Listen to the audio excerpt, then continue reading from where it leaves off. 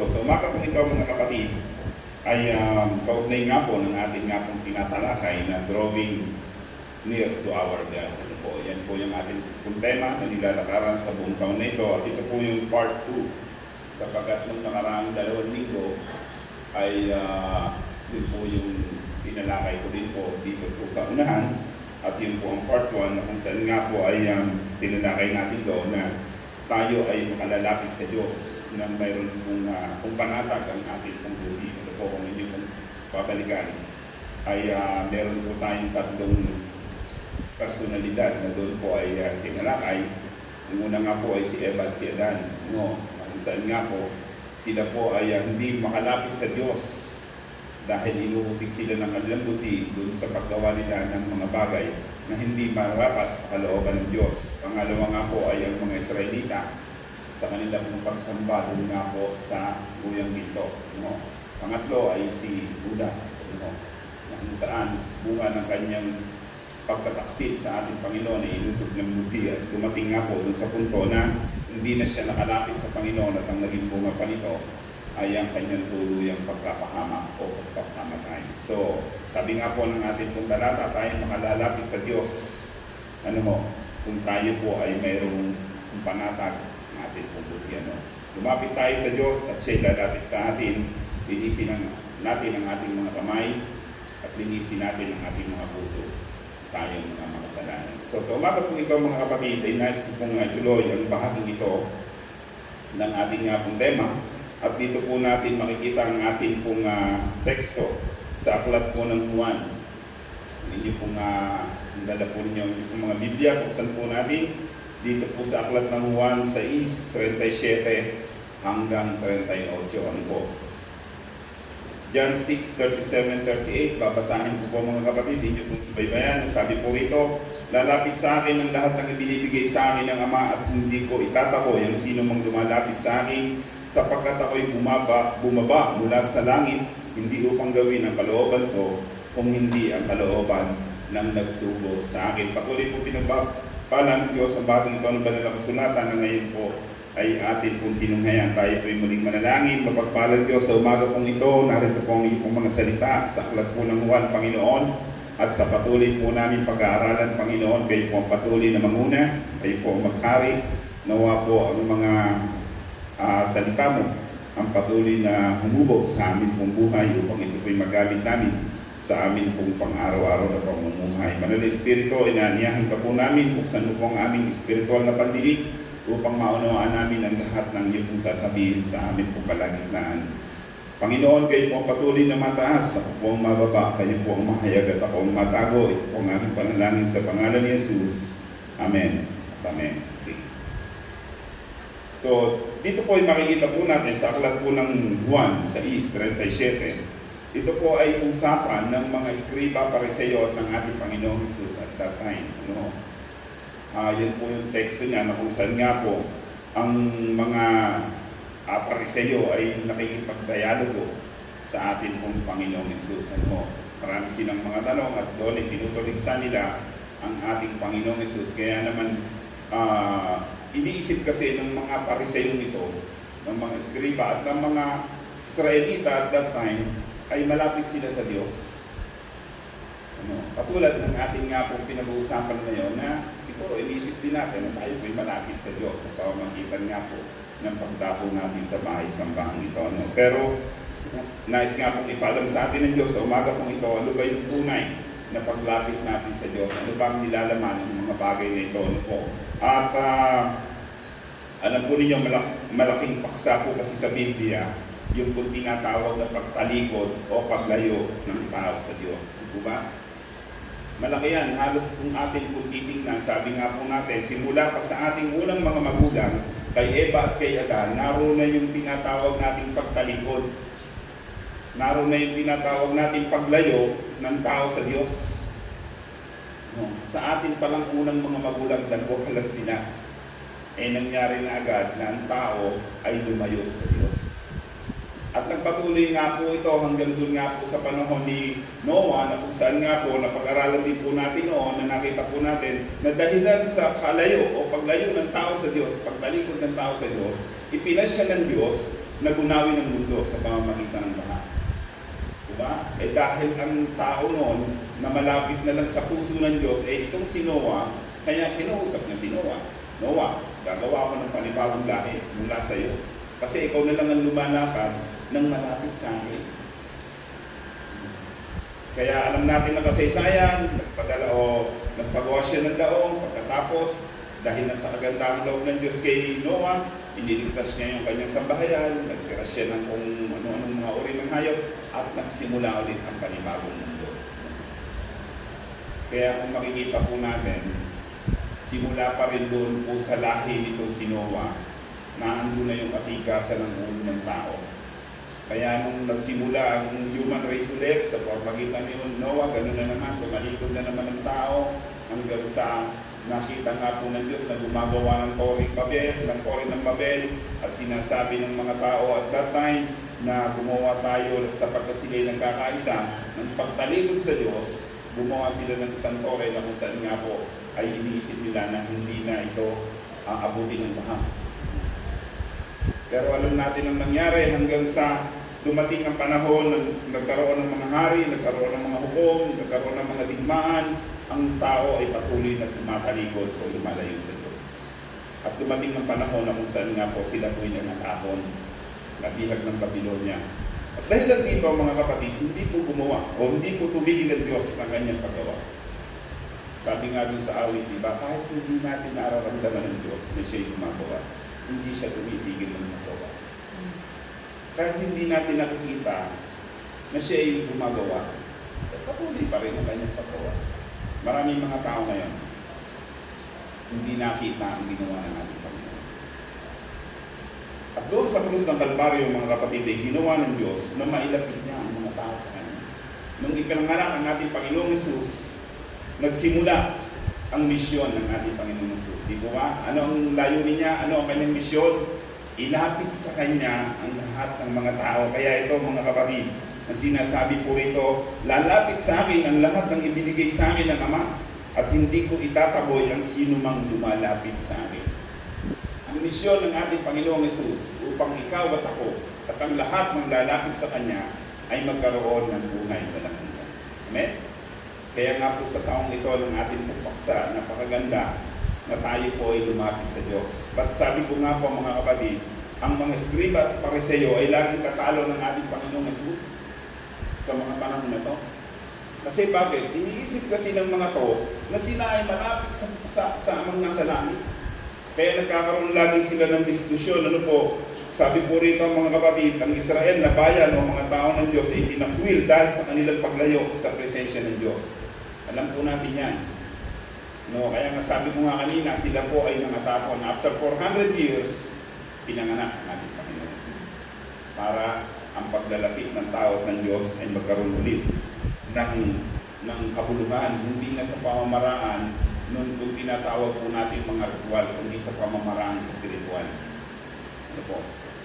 Kaya pag binasa po ninyo ang aklat ng Juan, mga kapatid, makikita nyo dyan yung ilang mga personalidad, halimbawa katulad ng babaeng Samaritana, di ba? Niisip niya na sila'y malapit sa Diyos sa pamamagitan ng pagsamba nila sa bundok. Napunta sila ng bundok sa matataas na lugar, iniisip nila malapit na ang Diyos doon. Meron pong lugar din sa saksak kung tawagin langit-langitan. No, nung pamigo nang makapunta dyan, sabi, ba't kaya tinawag na langit-langitan yung lugar na yun? Eh yung iba, papirong sinasabi ng mga taga ron, kasi piso na lang ang pamasahe, nasa Diyos ka na. Kasi mataas ang lugar. No? At siguro, ganatin nyo kaisipan itong mga Samaritana at that time, na pupunta sila sa matataas na bundok o sa bundok na nasa kanilang harapan. Kaya sabi ng Samaritanang ito, sa bundok na yun, sumasamba namin mga magulang. Lumalapit sila sa Diyos sa pamamagitan ng bundok na yun. Pero ang sabi ng ating Panginoong Hesus, dumarating ang panahon na ngayon na nga, ang lahat na sumasamba sa Diyos ay sasamba sa Kanya sa Espiritu at katotohanan. No? Kaya tayo po ngayon, lumalapit tayo sa Diyos sa pamamagitan ng ating pagsamba in spirit and in truth, mga kapatid. Pagkamat meron ding mga ilang bagay, katulad nga po nitong mga Skriba at Pariseo, na iniisip nila, malapit yun sa Diyos. Ano yung mga bagay na yun? Ano po? Sabi po rito, mga kapatid, ay ganito, inumpisahan ng ating Panginoong Hesus ang kanyang gawain sa bayang Israel na noon ay nawalay sa Diyos. Kabaligtaran sa iniisip ng mga Israelita, ng mga Pariseo at Eskriba na sila ay namumuhay ng malapit sa Diyos. Iniisip nila na sila ay malapit sa Diyos sa pamamagitan ng una mga kapatid, pagsunod sa kautusan. Sa John 5 din, makikita po natin dyan ang sinasabi ng mga Hudyo. Sabi po rito, kaya sinabi ng mga Hudyo sa lalaking pinagaling, araw ng pamamahinga ngayon, labag sa kautusan, na dalhin mo ang iyong higaan. Ang senaryo, mga kapatid, dumating ang ating Panginoong Hesus sa lugar na kung saan nga po maraming mga tao. Merong isa doong lumpo, sinabi ng ating Panginoong Hesus, buhatin mo ang iyong higaan at lumakad ka. Araw ng pamamahinga. Nakita nitong mga Eskriba at Pariseo at ng mga Israelita, tinanong nila, bakit mo dala-dala ang iyong higaan samantala ngayon ay araw ng pamamahinga? Bawal magbitbit ng higaan at that time. Alam po ninyo, napaka-strict po kasi ng mga Pariseo, ng Eskriba at Pariseo. Ang sabi nga doon, magparikit ka lamang ng apoy. Kapag nahuli ka, babatuhin ka. Kasi bakit? Yun kasi yung nakalagay sa kautusan ni Moses. Na kapag hindi sila sumunod sa pananambahan sa araw ng Sabat, pwede ka nilang batuhin. Iniisip ng mga tao at that time, na dahil lang sa pagsunod nila sa Diyos, malapit sila sa Diyos sa pamamagitan ng pagsunod nila sa kautusan. Kakatukin ko kayo mga kapatid. Baka meron pang ganung diwag dito po sa atin. Na kung saan nga po, dahilan doon sa hindi makasamba ng Sabado, para pang pakiramdam nila yung layo-layo na nila sa Diyos. Bagamat pwede rin naman ang mangyari, pag hindi ka na talaga sumisimba, talagang mapapalayo ka sa Diyos niya. Kasi ang isang way para tayo mapalapit sa Diyos, tayo sumimba. Diba? Pero iba po yung pinag-uusapan dito.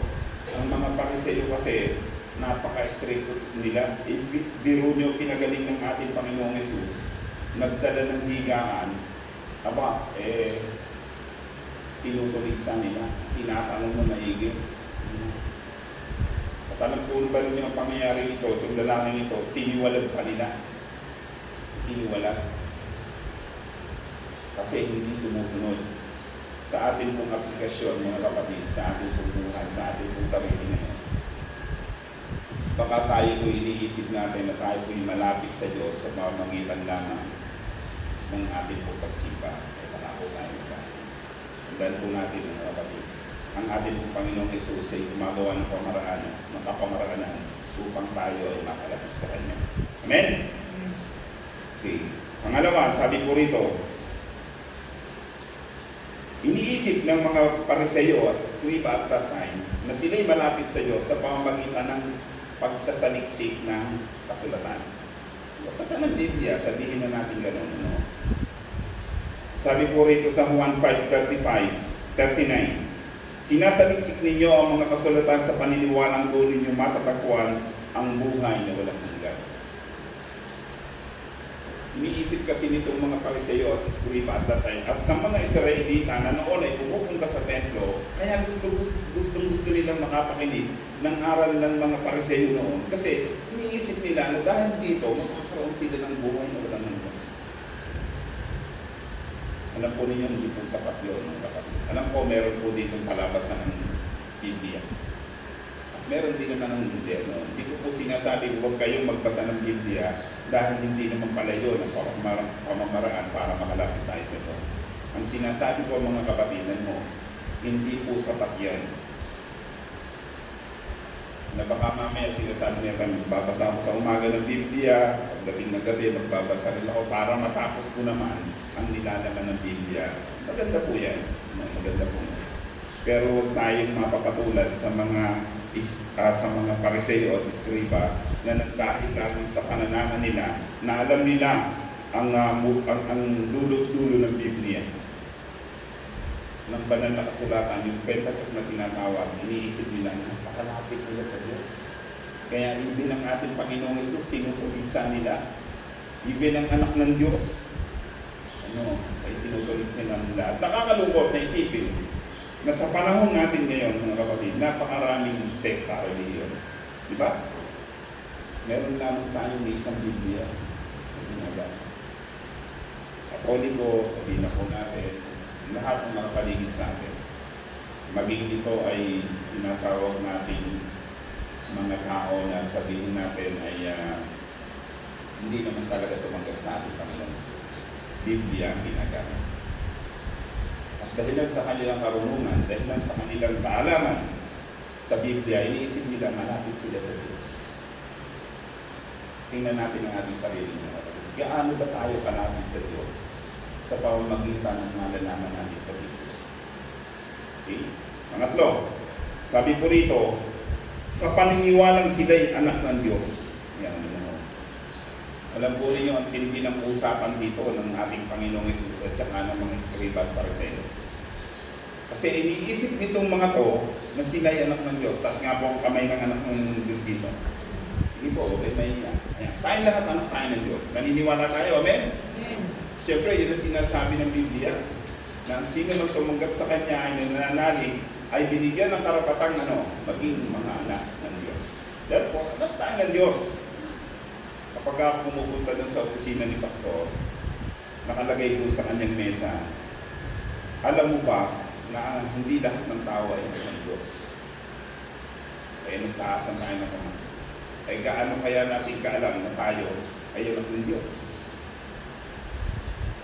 Actually, ito po mga Pariseo at mga Eskriba at that time, talagang inaangkin nila, anak kami ng Diyos, hindi kami anak sa labas. Diba? Babasahin niyo po yan doon po sa Juan 8. Pag inyo po binasa, nandiyan yung kanilang usapan. Sabi po rito, Juan 8:41, ang ginagawa ninyo tulad ng ginagawa ng inyong ama. Hindi kami mga anak sa labas, tugunin na, Diyos ang aming ama. Kasi iniisip nito mga scribes and Pharisees na anak sila ng Diyos, pamamagitan ni Abraham. Tayo, ganun din naman, di ba? Naging anak tayo ng Diyos sa pamamagitan ni Abraham. Tayo yung mga ina po, di ba? Hindi lang basta anak, sabi nga po dun sa Biblia, we are a chosen generation, a royal priesthood, a holy nation, a peculiar people. Mga taong kakaiba. Bakit? Kasi anak ng Diyos. Ito po mga Eskriba at Pariseo, ganun din ang iniisip nila. Ay sinabi ng ating Panginoong Jesus, hindi kayo anak ng Diyos, hindi kayo lahi ni Abraham. Anak kayo ng Diablo kasi madaling malaman kung sino ang mga anak ng Diyos. Sino ang mga anak ng Diyos? Sabi po ng Biblia, mga kapatid, ang gumagawa ng kalooban ng Diyos, iyon ang anak ng Diyos. Itong mga Eskriba at Pariseo, mga kapatid, anak lang sila ng Diyos sa pamamagitan lamang ng tinatawag na kautusan.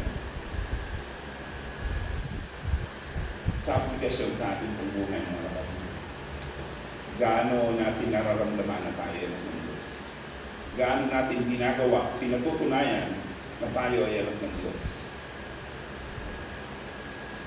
Kaya makikita po natin yan sa ating pong mga pananalita, kilos at paggawa. Okay, number 4. Sabi po rito, sa pananiwalang sila'y malaya. Okay. Ulit, taas po kami ng malaya. Tayong lahat ay malaya. Sabi nga po, kapag naalala ko tuloy yung kapag po kami merong undercover seminar. Sabi ko, taas nga po ang kamay ng mga malaya, taasan lahat. Malayang gumawa ng kasalanan, sabay baba. Sabi po ron tayong lahat ay malaya, subalit po natin gamitin ang ating kalayaan sa paggawa ng masama. Alam po ninyo, ito pong mga Eskriba at Pariseo, iniisip nilang sila'y malaya, hindi sabi doon, kami malaya, hindi kami naalipin ni numan. Kaya bakit mo sasabihin kami pinalaya? Sabi po rito sa Juan 8:33, lahi kami ni Abraham, tugunin na, at kailanman ay di kami naalipin ni numan. Paano mo sasabihin palalayain kami? Alam po ninyo sa bagong pan, sinasabi po rito, alipin nga ng ninuman ang gumagawa. Ang tinutukoy dito ng ating Panginoong Hesus, mga kapatid, yung mga alipin ng kasalanan. Tayo lahat nakakasala tayo, mga kapatid. Kaya yung sinasabi, hindi, sino ba naman perfecto? Pero yung naalipin tayo ng kasalanan, ibig sabihin, Yung kasalanan na ang nagtutulak sa atin. Yung bang mahal natin ng kasalanan, hindi natin siya maiwalay sa ating buhay. Yung hindi natin siya maitakwil kasi mahal natin ang kasalanan, yun ang tinatawag na alipin tayo ng kasalanan. Pero, ang sinasabi ko rito mga kapatid, kinakailangan na tayo po ay maging malaya. Saan mga kapatid? Doon nga po sa ating nga po pananampalataya sa Diyos. Kabaliktaran sa sinasabi ng mga Pariseo at Saduceo o ng Skriba at Pariseo mga kapatid na sinasabi nilang sila'y malaya at hindi na alipin. Hindi naman. Kaya sabi ng ating Panginoon, kung hindi kayo alipin ng kasalanan, hindi nyo paglalasahan na ako'y patayin. May mga pagkakataon sa buhay natin mga Kristiyano mga kapatid. Sabi ko roon, muli nating ipinapako sa krus ang ating Panginoon sa pamamagitan ng paggawa natin ng kasalanan. Minsan maawit tayo, di ba? Malaya, malaya, malaya, malaya. Naawit natin yan. At minsan, sa sobrang kalayaan natin, nagiging alipin tayo ng kasalanan. Tingnan natin yung ating buhay ng kapatid. Laging aplikasyon ang sinasabi ko ng mensahe sa atin ng Diyos. Na baka mamaya, para na rin pala tayo ng Skriba at Pariseo. Na iniisip natin hindi tayo naaalipin naman. Iniisip natin namumuhay tayo ng napakalapit sa Diyos.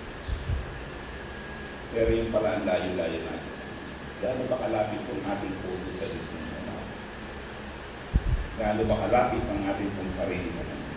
Number 5. Iniisip ng mga Pariseo at Skriba at that time na sila'y malapit sa Diyos sapagkat kasama sila sa isang sekta. Kasama sila. Sabi ko rito sa John 9:13-41, ang lalaking bulag na pinagaling ni Jesus ay tiniwalag ng mga Pariseo. Meron kasing isang bulag. Meron isang bulag at that time. Kasunod to ng lalaking pinagdala niya ng higa. Ito namang bulag na ito ay pinapunta ng ating Panginoon Jesus upang maghilamos sa isang lugar. Nung nakita ng mga Pariseo na bumalik ang bulag, inimbestigahan nila. Ano ka bumalik? Yung po kasing lalaking nagngangaling ni Jesus ang nagpagaling sa akin, pinaghilamos lamang na ako, ganun. Sabi niya, hindi, pinanganak ang makasalanan. Sabi niya, tinuruan siya nitong bulag na to. Sabi niya sa mga, bay, wala po akong pinalaman dyan. Basta ko ako, ganito, ganyan. Pinagaling ako ng ano.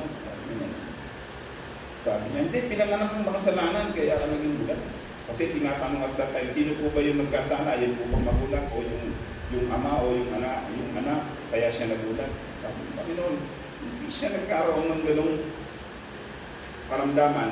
Nagkaroon siya at gumaling upang mahayag ang kapangyarihan ng Diyos. Tayo mga kapatid, dumating tayo sa punto ng kabulagan spiritual. At maaaring sa mga oras na ito mga kapatid, medyo malabo yung ating mga mata sa mga bagay na spiritual. Ganito yung nangyari sa mga Pariseo. Iniisip nilang napakalapit nila sa Diyos sa pamamagitan ng kanilang sekta. Pagkakaisa sila, pagka merong pumunta sa kanila, pinapapatay nila. Pagka merong pumunta sa kanila, itinitiwalag nila. Sa pagkakalag yun, ang paglilingkod, kalapitan nila sa Diyos. Minsan, baka ganun din tayo mga kapatid. Ang labo-labo na pala ng ating spiritual na pananaw sa buhay. Bulag na pala tayo, may katarata na pala ang ating spiritual na paningin. Iniisip pa rin natin, ang lapit-lapit natin sa Diyos. Baka po tayo ay merong inaakay, mahulog din po sa kubayan. Sabi po rin kasi, kapag bulag ang umaakay sa kapwa bulag, pareho silang mahuhulog sa hukay. Ito yung sinasabi ng ating Panginoong Jesus sa mga Skriba at Pariseo at that time, po sa aklat ng Panginoon. Kaya sinasabi niya roon, kawawa kayo mga Skriba at Pariseo. Kawawa kayo. Makikita po natin yung doon na kung saan tinutuligsa niya itong mga taong ito na sa kabila ng kanilang mga kaalaman, doon nga po sa banal na kasulatan at sa mga gawain pang spiritual at that time, namumuhay pala ng napakalayo sa Diyos.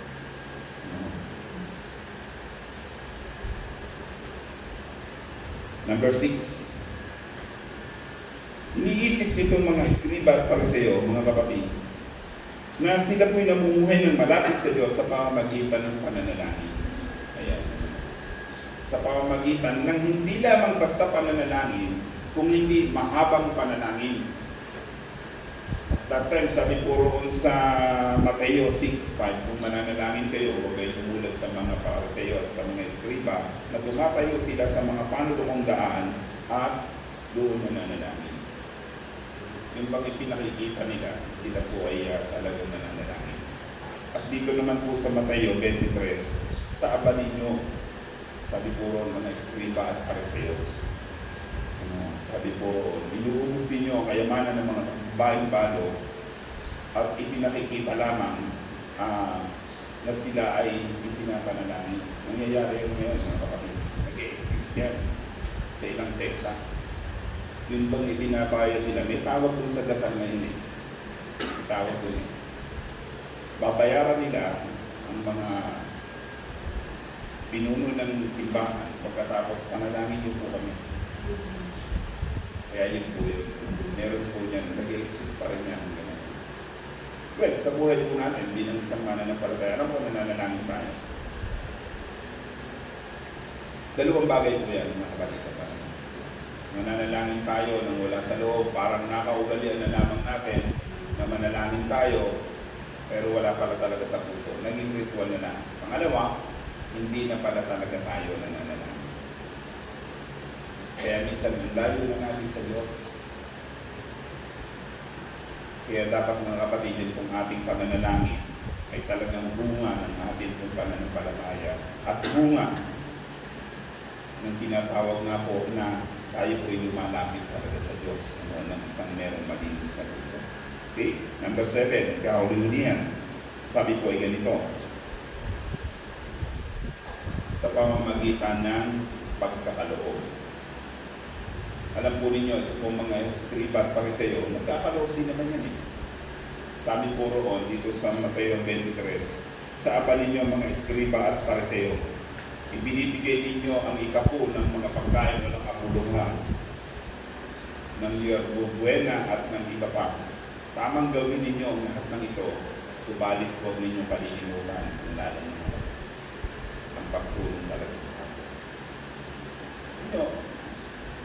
Ang Church of God, giver yan. Amen? Bibigay tayo, nagkakalog tayo. Pero huwag na huwag mangyari na dahil sa ating pagbibigay, iniisip natin ang lapit na natin sa Diyos. Kasi yan din ang nangyari sa mga eskriba at pariseo at lahat. Dalawang bagay pa rin yan, mga kapatid.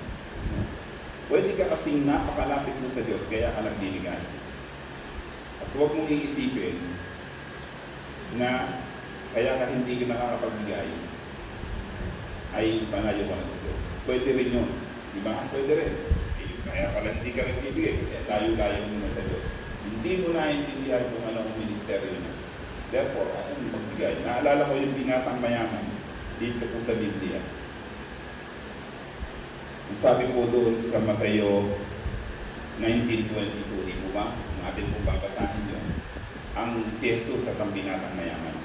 Meron isang binatang mayaman na lumapit kay Jesus. At sabi niya, Guro, ano po dapat kong gawin upang ako'y magkamit ng buhay ko ng hanggan? Sumagot ang ating Panginoong Jesus. Sabi niya roon, sundin mo kautusan.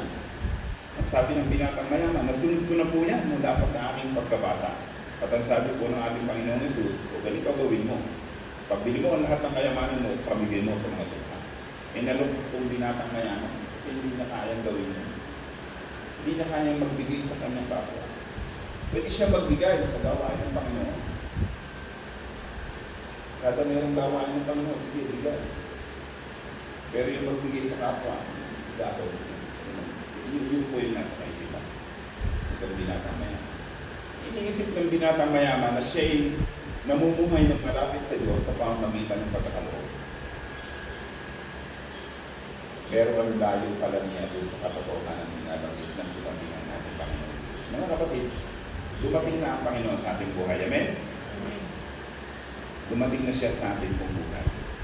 Alam na natin yung pinag-uusapan ngayon. Na kung saan nga po sa ating buhay Ang totoong paglapit sa Diyos, mga kapatid, ay katulad ng binabanggit dito po sa James 4:8. Sabi po ron, linisin ninyo ang inyong mga kamay. Linisin ninyo ang inyong mga puso. Ayun mga kasalanan. At ang tunay na paglapit natin sa Diyos ay magkakaroon ng pagkakas. Last verse, sabi po ito sa John 6:44, walang makalalapit sa akin, malibang dalhin siya ng amang nagsugo sa akin. At ang bawat lalapit sa akin ay muling bubuhayin sa huling araw. Alam po ninyo, totoo ng Diyos malapit sa atin. Diba? Sabi nga ng awitin, kahit hindi natin siya nakikita, nandiyan man siya. Kahit hindi natin siya nararamdaman gumagawa siya. Dahil kumari ko lang siya sa paligid. Pero alam po ba ninyo, paglapit po ng Diyos sa atin, laging meron tayong pagtugon. Katulad din po yan ng pananampalataya. Katulad din po ng kaligtasan. Ang kaligtasan nandiyan lang siya. Pero pag hindi mo yan kinuha, hindi ka magkakaroon yan. Ang paglapit sa Diyos, mga kapatid, totoong siya napakalapit. Napakalapit lang sa atin, mga kapatid. Pero kung hindi tayo lalapit sa Kanya, walang mangyayari sa atin.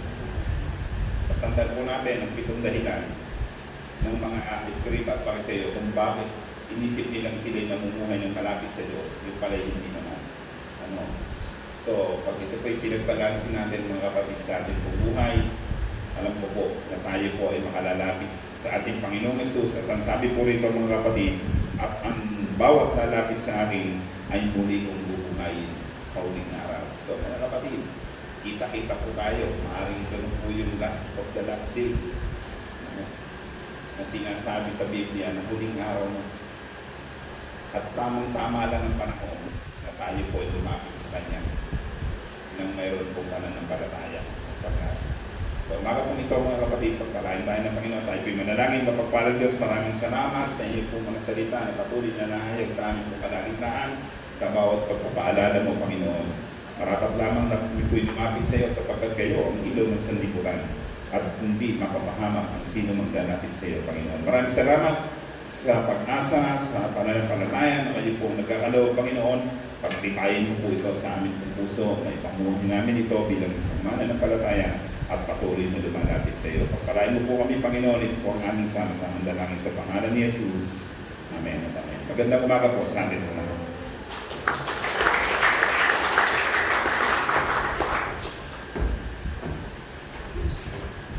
Tayo po.